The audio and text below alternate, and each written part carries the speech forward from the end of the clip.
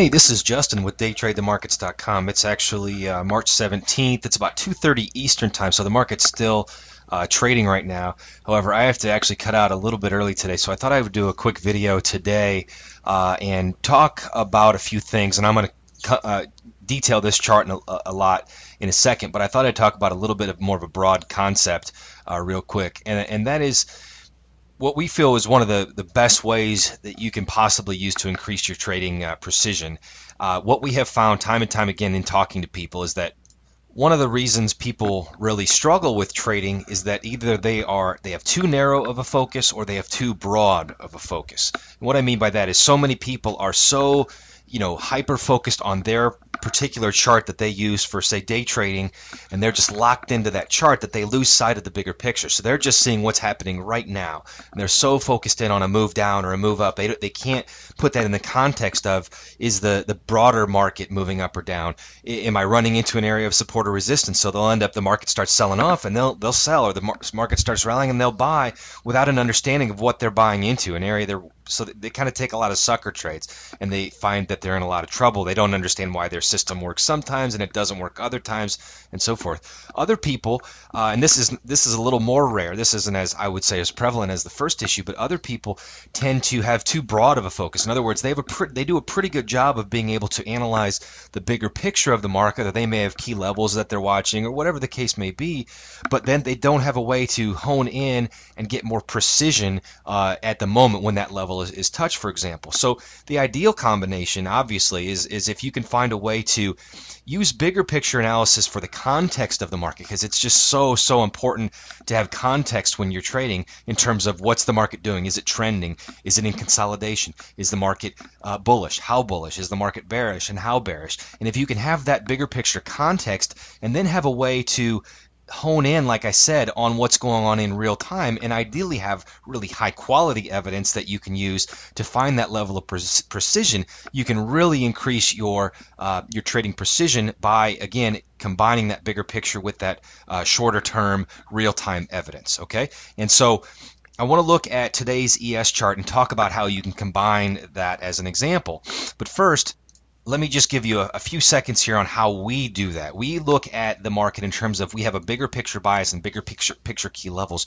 We actually do the preparation for you each day, and also teach you how to do that on your own if you're interested. But we have, for numerous markets, what the bigger picture bias is, what the status of the market is, how bullish, how bearish, is it in more of a consolidation phase, what to expect when the market hits certain levels, and that sort of thing. That's our context.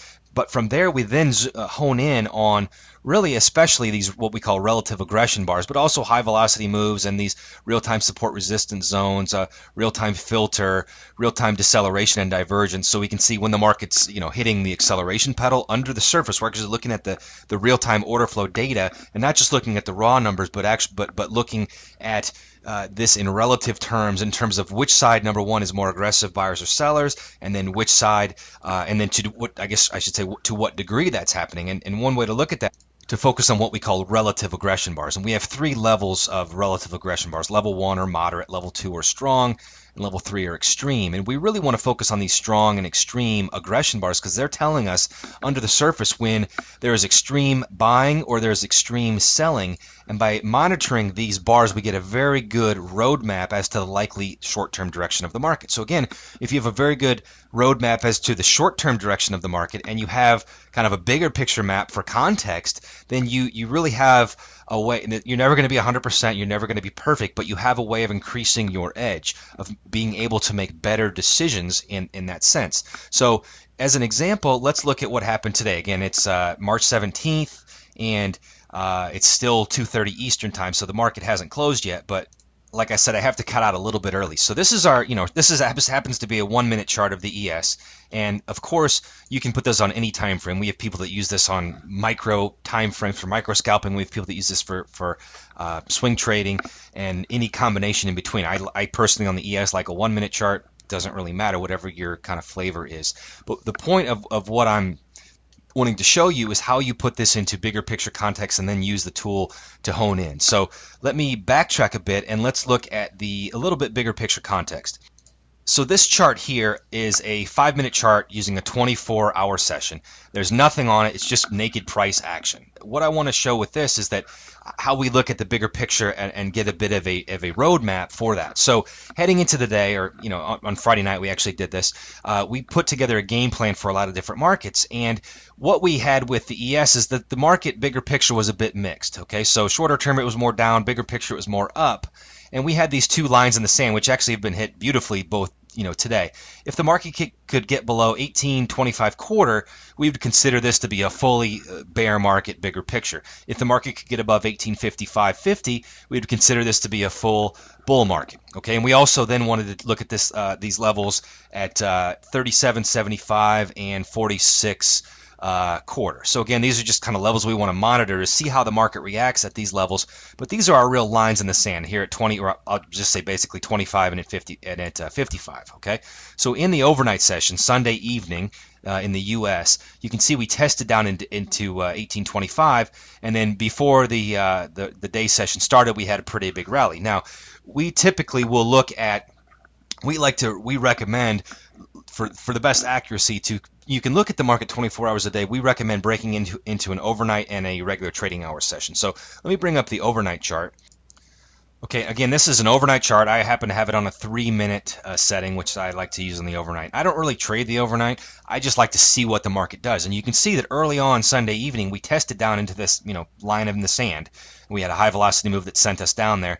Tested into this 25 area. You could see we had bled over by 1.5 or so, but we had a pretty sharp reaction. And then we started to get some buying aggression here around the European Open. You can see level 3 buying bar in the overnight, another level 3 buying bar, another high velocity move, and a level 3 buying bar until we tested basically up to that 46 area, and then we opened the session just below the 46, opened up the regular trading hours here just below the 46. So if we go back to the regular trading hours chart, you can again see we open right here a little bit below this 46. So we want to see, well, first of all, what we're looking at is that if we look here, our level down there at 25 in the overnight, this is essentially the area that we traversed right about in here in the overnight. Okay, so we essentially proved that the market, at least early on, tested this 25, didn't like the activity down there, got through this 37 area, and now we're testing up to this 46 area. Okay, so again, bigger picture, we failed to move lower. Now we're that leads one to believe we're probably going to go test our upper limits. At least that would be the assumption. If not, perhaps we'll get reaction off of this 46 level and turn back around. But those are kind of the scenarios that you want to be thinking about. So again, bigger picture context to make sense of it, and then hone in with real-time tools to make better sense of that. So you're not just trading blind on those levels. You have some more evidence to work with. So let me zoom back out, and you can see what happens when we test up in this 46 area. Well, we get this level 3 or extreme buying aggression bar. We test down to a tick of its low within a minute or two, then we bust higher again. We bust higher again. We have another level 3 buying aggression bar, but here's where I'm talking about when people get too narrowly focused. Well, this market's going crazy to the upside. We're clearly seeing that every time we get level 3 buying, we have follow through. Here was attempted level 2 or strong selling push. We had caused consolidation for 15 minutes, but it couldn't really get any follow through, any follow through lower. Okay, and then we had another big buying wave. Well, if you're only focused on the shorter term market direction, you don't have any concept of the bigger picture context, you could easily find yourself being a buyer right into this potential resistance area. That would be trouble.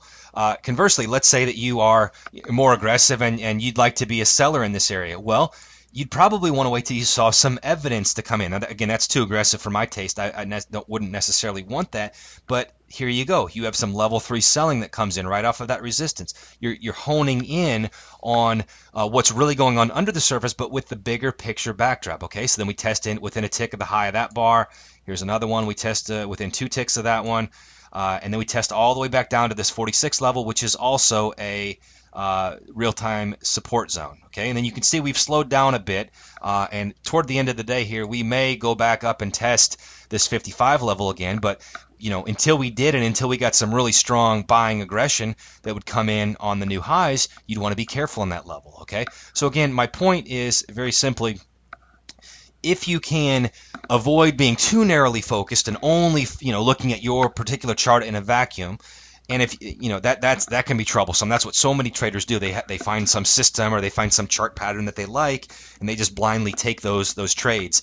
Whereas if you could add a little bit of context to that, you would have a lot better chance of success. And conversely, a lot of people, not quite as many people, but a lot of people have a pretty good idea, a pretty good ability to, look at the bigger picture of the market, but then don't have a way of honing in on what to do at those levels. Okay, so again, in this situation here, this market failed lower down there at the 25 area. Now we're testing this next level at 46, and we get some strong buying. Well, that's good evidence that you might want to hop on board, okay? Or if you have another method of looking at the market and you get a signal, well, that's telling you that being a buyer in this scenario makes pretty good sense, and it certainly does all the way up into this level. And then here's some selling that comes in, so you'd want to be careful being a buyer. Maybe it gives you some confidence to be a seller. We come back down in here to this potential, again, resistance at 46 and this green support zone, support at 46. Okay, be careful being a seller right there. You can see we decelerate right at that level. If you're going to be a buyer, you have a little bit better odds. Okay, so now we've consolidated for the rest of the afternoon, at least to this point. It's 2:41 or so in the afternoon. Again, I have to cut out a little bit early, which is why I'm doing this before the market closes today. But at least you have some evidence to work with. You wouldn't just jump on this assuming it's going to move higher. You'd wait and see some true evidence that some strong buying was coming in. Okay, so again, being able to combine bigger picture analysis for context and then use high quality real-time evidence to hone in on that market context gives you a much better chance of increasing your trading precision. So hopefully that makes sense. If you have any questions, by all means let us know. We'll get back to you as soon as possible. You can also go to our website and the How It Works section that there's 4 or 5 videos that kind of give some overview stuff there. So I'd recommend doing that as well. And again, like I said, if you have any questions at all, just certainly let us know, and we'll talk to you soon. Thanks.